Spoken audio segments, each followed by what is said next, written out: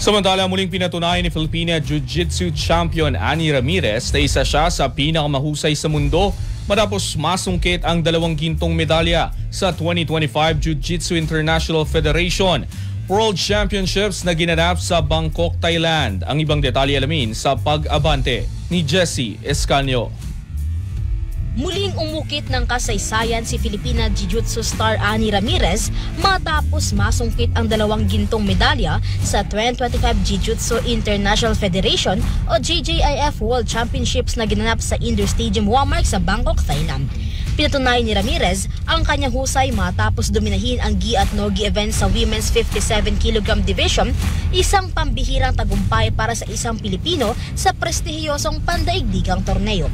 Ipinahayag niya ang labis na kagalakan at pasalamat matapos makamit ang isang mahalagang yugto sa kanyang buhay. Ayon sa kanya, matagal niyang pinapangarap ang tagumpay na ito na bunga ng maraming taon ng pananampalataya, pagsusumikap at pagtitiwala sa plano. Dating miyembro ng UST Tiger Judo Team, unang nakuha ni Ramirez ang gintong medalya sa Adult Female 57 gi Division bago muling nagwagi sa Nogi category upang makumpleto ang kanyang double gold performance.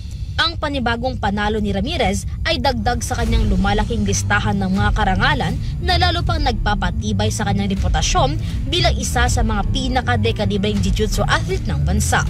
Samantala, nagpatuloy din ang tagumpay na isa pang Pinay na si Kimberly Ann Custodio matapos masungkit ang kanyang ikatlong world title sa Women's 45 kg Division na muling nagpapatunay na kanyang mataas na antas sa pandaigdigang kompetisyon. Ang magkasanib na tagumpay ni Ramirez at Custodio ay nagsisilbing malaking inspirasyon at patunay sa lumalakas na presensya ng Philippine Jiu-Jitsu sa international stage. Ako, si Jessie Escanio, Abante Sports, now na.